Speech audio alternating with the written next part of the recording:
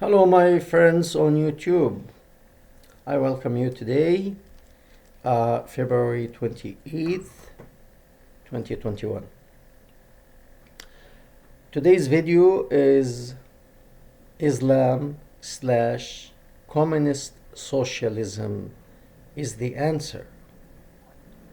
That sounds a bit strange, but let's see. Before I start, because few people were talking about becoming Jewish. Yes, many people can become Jewish. Many people can convert to Judaism as a faith, as a religion. However, according to my understanding, Judaism is not just a faith. Judaism is a race. And if I am Egyptian, my wife is Egyptian, we have certain look because our DNA is Egyptian. Now, if I have lived in Japan or Korea or China or India per se, and my kids were born there, maybe not India because India is mixed. Let's say Korea, Japan, or China,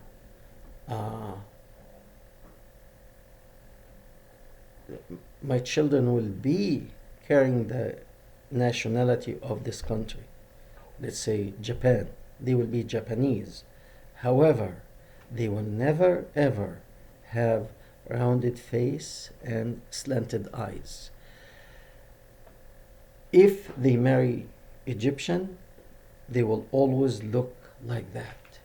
Their DNA differ from Japanese, Korean, and Chinese. And it's the same for the Jewish people. The race, the Jewish race, you can never inherit unless you are born of the 12 children of Jacob. Okay? So that's my understanding. If you disagree with me, that's fine. Okay, now let's talk about today's subject. We heard during what we call in Egypt and North Africa and all the Islamic countries, in 2011, the uprising was called in these countries the Arab Spring. And at this time, people were looking for freedom. However, that hope was killed by having the Muslim Brotherhood, especially in Egypt and in other countries, jump on the wagon and took over. And we know in Egypt, we had that Muslim president for about a year, I believe. His name was Morsi, and then he was put in jail. He was about to destroy the country, and I'm not really for the current president either, because we replaced one dictatorship with another. Mubarak, before, until 2011, he was a dictator, and he was always threatening. It's either me, even though I am a dictator, or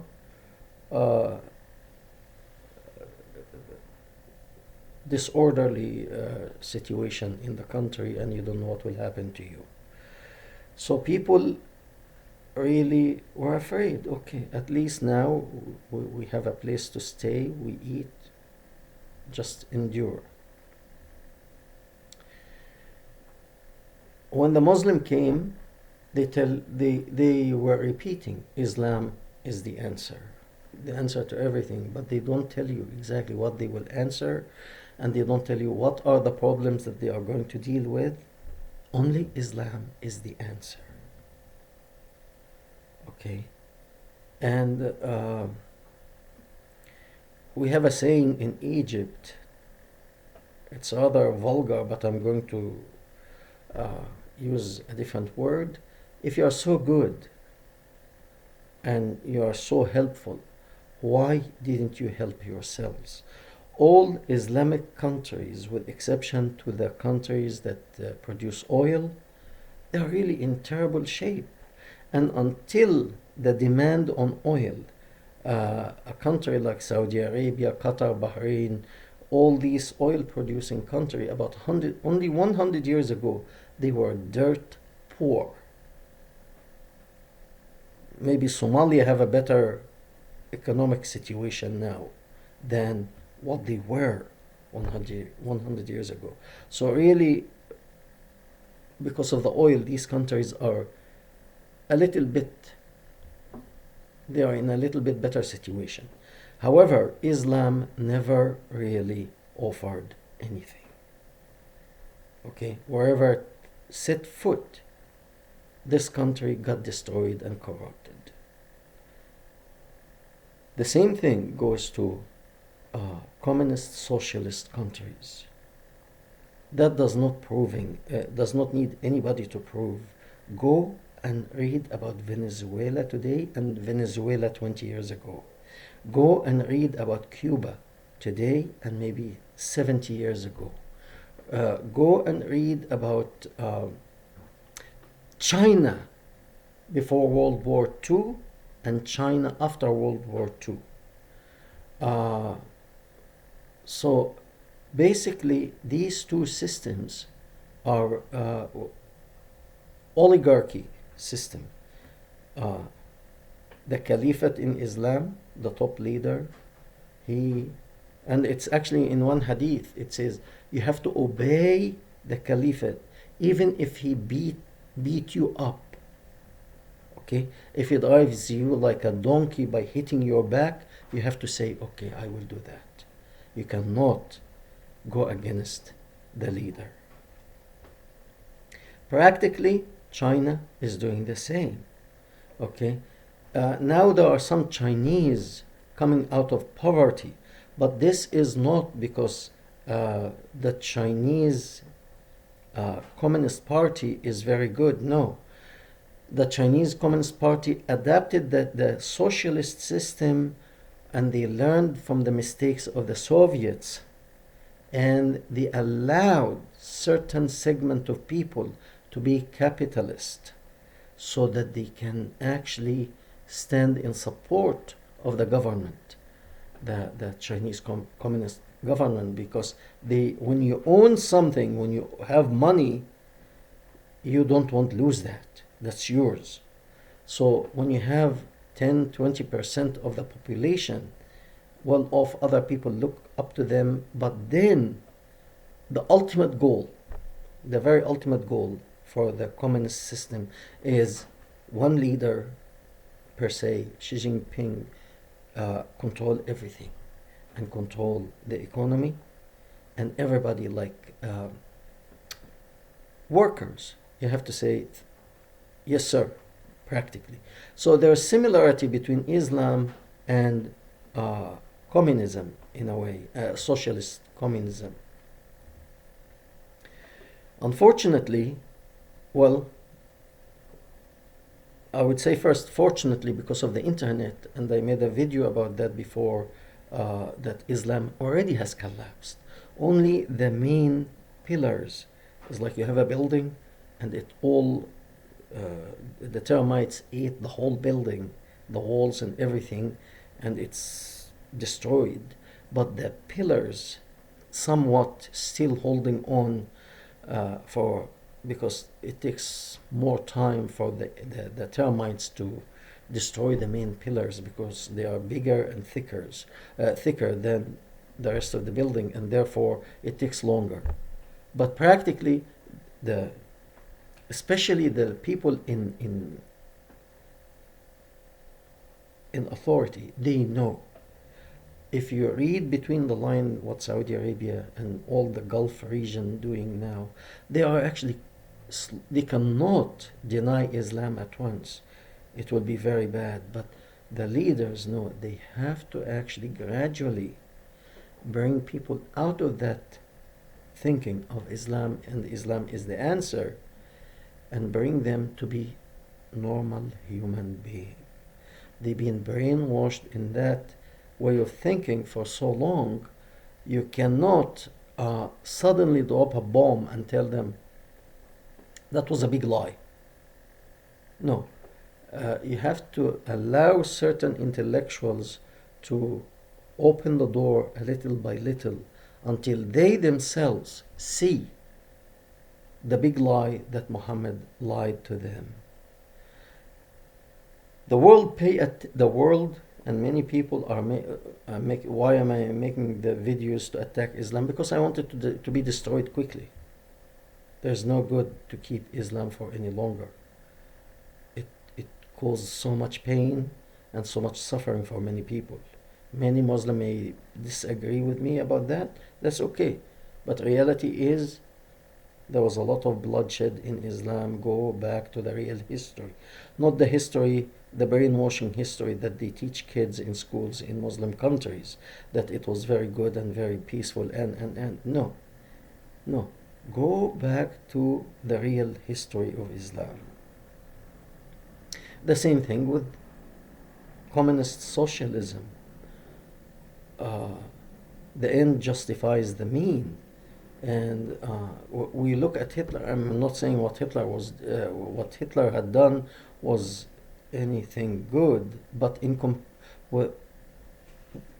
comparison to what Chairman Mao have done, okay, the Soviet Union, Lenin have done. Hitler is a midget in comparison to what these people, the atrocity these people have done. What Islam have done in history, far worse than what Hitler had done. And we don't talk about this, unfortunately. There's a lot of favoritism now to downplay what certain people are doing and the evil that they are doing. And the reason is because of economic benefit. All right? Economic benefit. The top leaders in America, in Europe, in many places, they're getting some benefit, economic benefit, from Arab leaders and from China. The thing is, neither Islam nor socialists have accomplished any good to help humanity. And we have to wake up to this reality. We really have to understand. I'm making these videos because it's not because I have to do that. I wish I don't have to do it. I have many other things that I can do. I can take a break. I can sit down and relax. But we have to do all that we can to stop communism and Islam. Islam is falling, yes, but until today, I don't see many people addressing the danger of communist countries and the socialist system.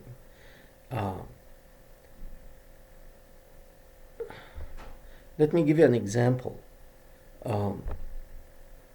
There's a lot of hypocrisy. If a man or a woman in Israel, in Palestine, gets killed by an Israeli person, people will go and demonstrate on the streets that the Jewish person, I'm not saying killing is good, so whether it's by a Jew or Palestinian or by anyone, to kill anyone, okay? But if a Jewish person kills a Palestinian, the whole world will stand up and cannot sit down again because of that incident. Is it wrong? Yes, it's wrong. However, look at the hypocrisy. Look at the hypocrisy. The Chinese, they have about 100 million Muslim Uyghur in concentration camps working for free. Okay?